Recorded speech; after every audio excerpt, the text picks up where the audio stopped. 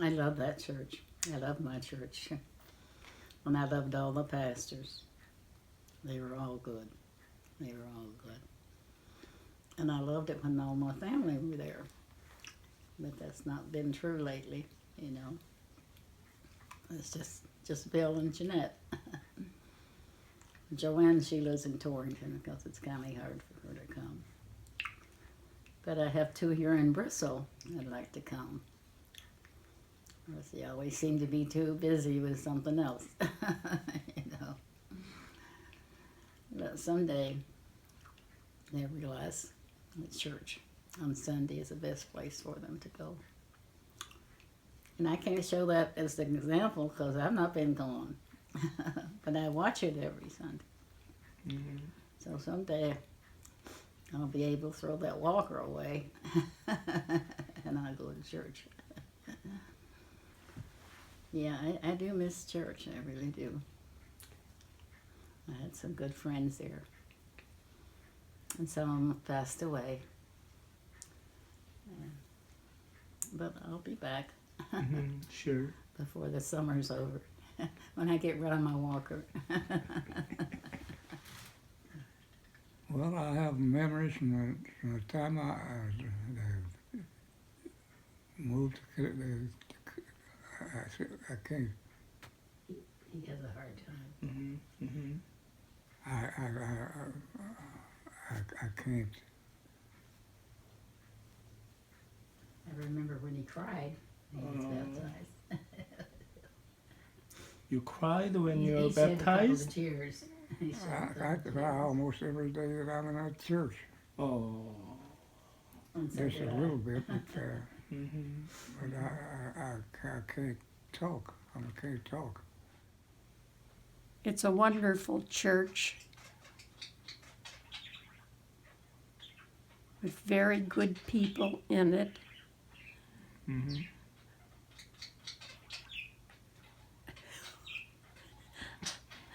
And I'm thankful that at the age of 98, I can still attend church every Sunday. Is that enough? Yeah. Is that enough? Being a member of many years takes me back to when I was a mother with young children, and my children and my husband's children. They attended Sunday school, and then they had young people's meetings at 7 o'clock every Sunday night. And that was an experience. And that's about it. You want me to write a book? As I look out my window and see fall passing us by, the beautiful leaves, the sky, I remember the times I've had at Prospect United Methodist Church. New traditions, new beginnings, old memories, precious moments. I remember so many pastors coming into our lives at church. I remember the meetings, the committees, the fairs, the suppers. Most of all, I look forward to continuing my wonderful journey in our church. And now, as winter approaches, apple pie, pumpkin pie, Halloween, Christmas, also very delicious. Thank you. My name is Barbara Fassey, and I'm a member of Prospect United Methodist Church. I am right now a 70-year member. And when I first came to Bristol in 1940, my mother enrolled us all in Sunday school. And my brothers and sister, we all went through grade school in church. We all went to MYF, and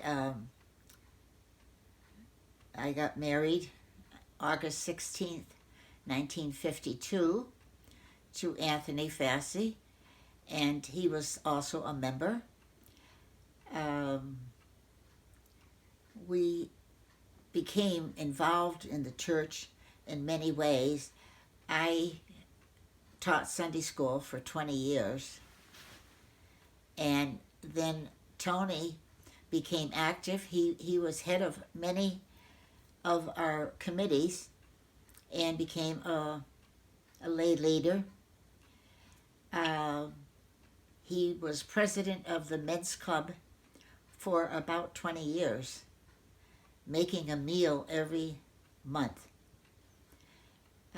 Then from that, we were asked to put on a grinder sale for scholarship.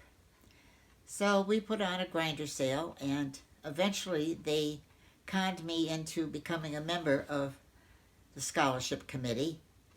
And I stayed there for a good 20 years, and I'm still a member.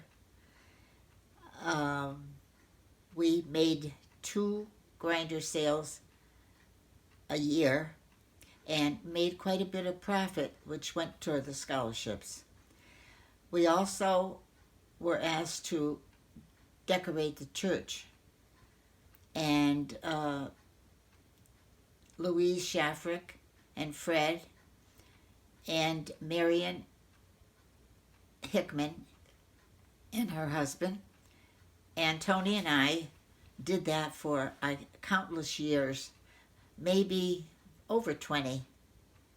We would decorate the church, put up all the, we made real wreaths in the beginning, and got the greens and made wreaths and made roping.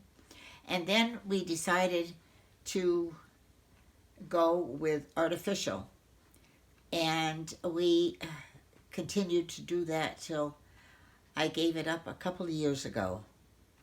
But we would put them up and then take them down, and it was just our job. So we've played a big part of our lives being spent in Prospect Church. My grandchildren have sang in the choir. All of my children at one time or another sang in the choir. And my grandkids have sung solos on holidays. So you can see that Prospect plays a big part in my life. And I continue going there.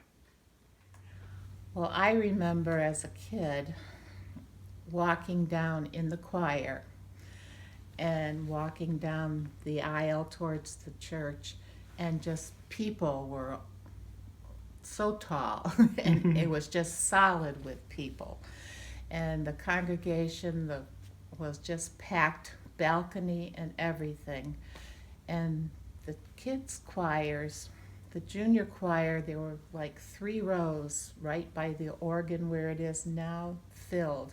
And when we would get up to sing, we would process in, one in front of the railing and the other behind the railing.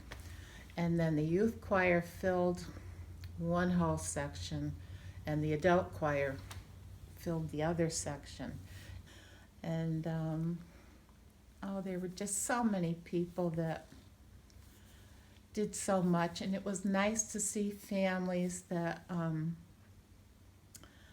kind of kept their job once they started it, like Louise Shaffrick and her crew always did the pies.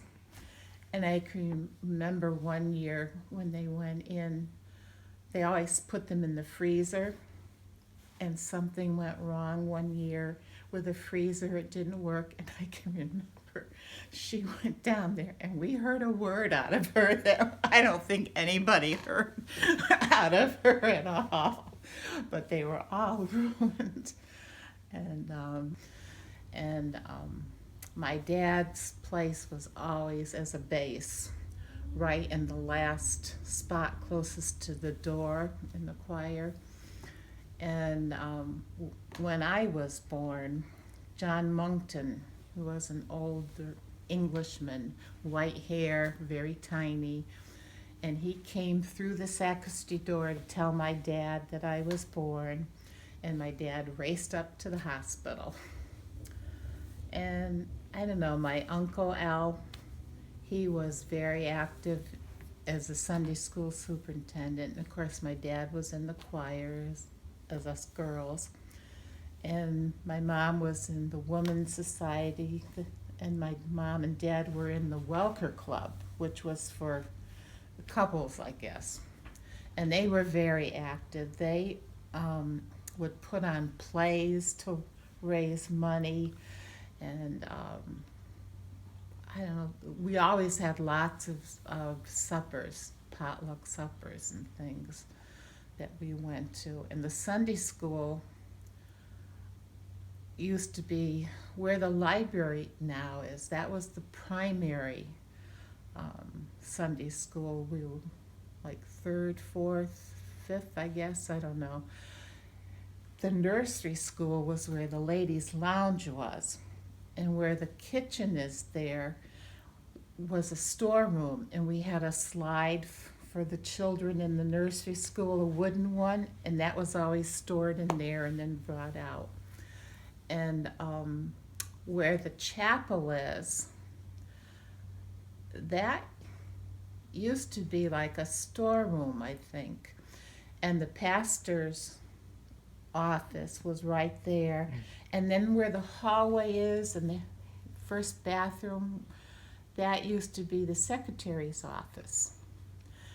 And there wasn't any doorway because there wasn't an educational building. And let me think. Oh, the upper high school classrooms were in the balcony where the chapel is. And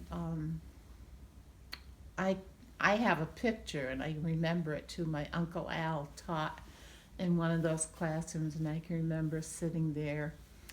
And he always told us, let your light so shine forth that you reflect, God.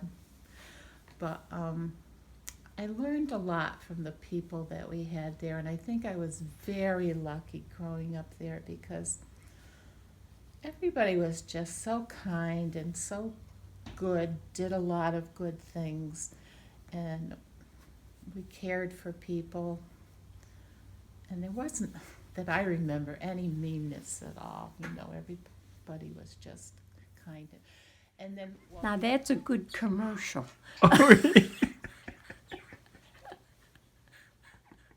Don't put that on.